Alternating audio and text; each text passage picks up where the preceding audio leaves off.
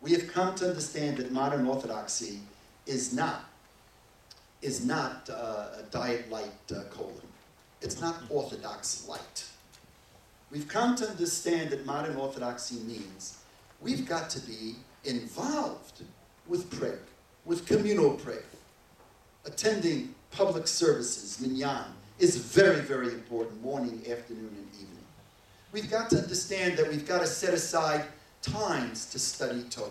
And yes, we have gained from the passion of the right, the recognition of their passionate love of Avodat Hashem, of service of God. We've gained in those serious ways.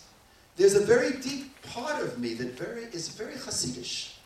I was my father comes from above of a background.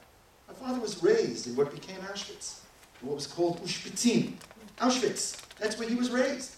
He was raised as a above of a Chassid. Came here, his brother was Babiv until he died. My father may be well as a young 92.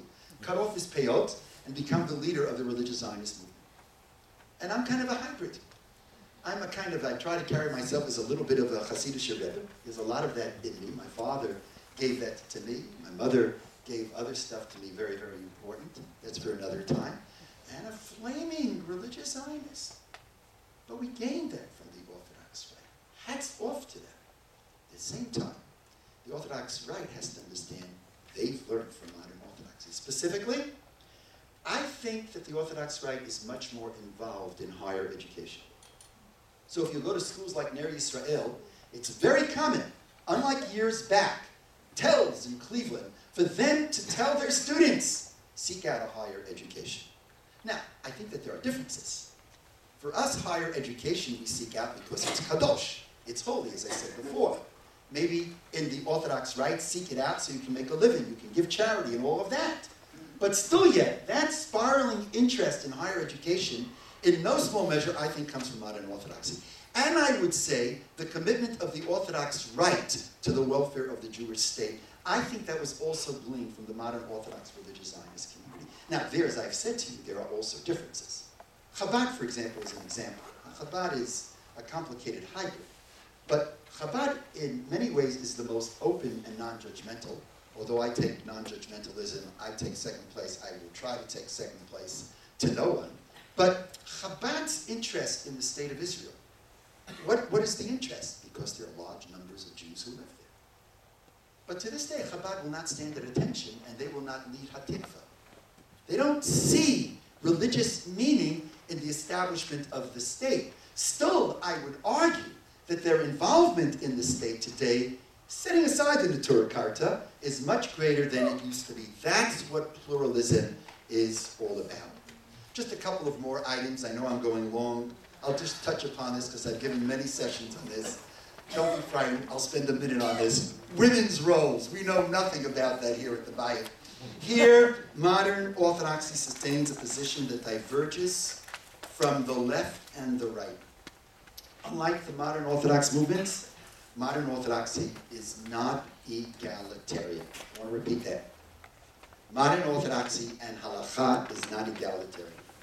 While 90% of what men and women do overlaps, there is a significant 10% of what men can do that women cannot, and vice versa.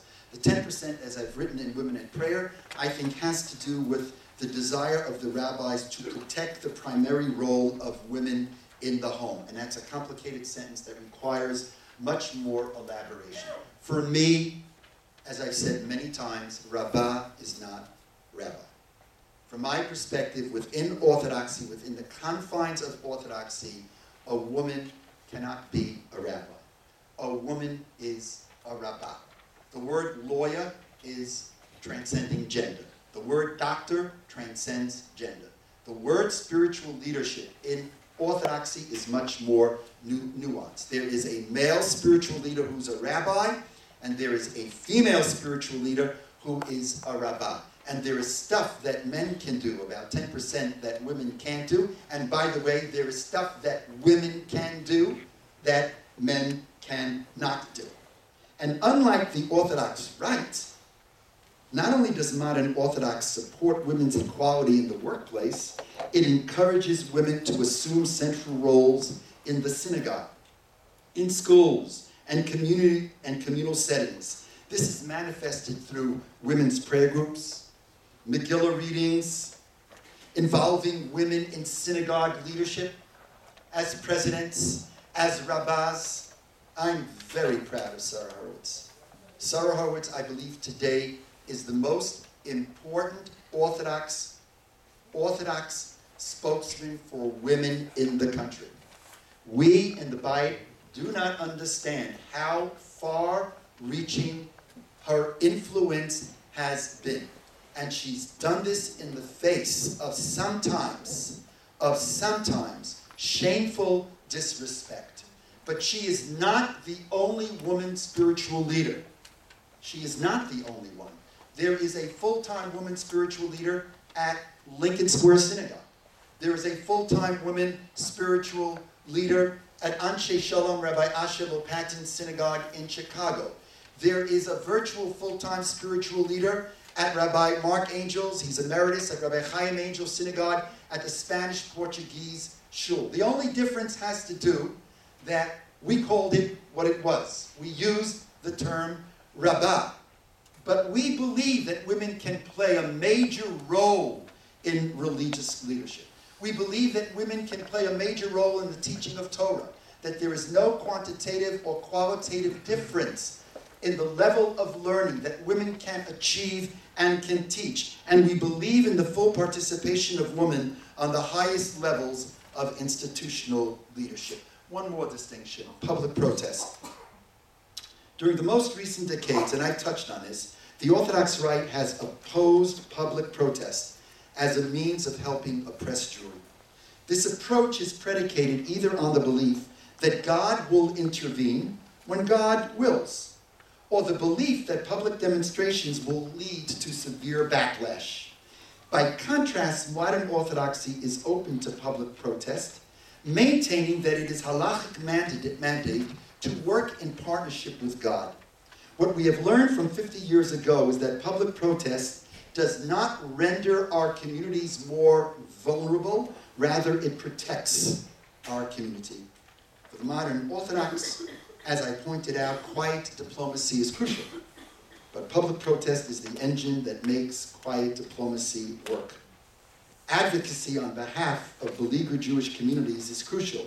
And public protest, as long as it remains peaceful, comprises a significant instrument in social change. The miraculous exodus of Soviet Jewry, as I pointed out, is an example of the necessity of both public protest and quiet diplomacy. There you have it. In each of these ideological realms, the common denominator that distinguishes modern Orthodoxy from the Orthodox right is, let me just try to say it in a simple one word, is openness. Modern Orthodoxy is open to secular studies, open to views other than those of their rabbis, open to non-Jews and less observant Jews, open to the state of Israel as having religious meaning, open to increased women's participation, open to contact with conservative reform and reconstructionist movements, open to public protest as a means of helping our people. It is for this reason that I believe that the term that best describes this vision of orthodoxy is open orthodoxy. It is open in that our ideology acknowledges, considers, and takes into account in varying ways a wide spectrum of voices. It is orthodox in that our commitment to halakha is fervent and demanding. Let's read the final source. Let's read number 9. Can I get a volunteer who's got a loud voice who can help me out? Read number 9. Anyone? Please, Daniel.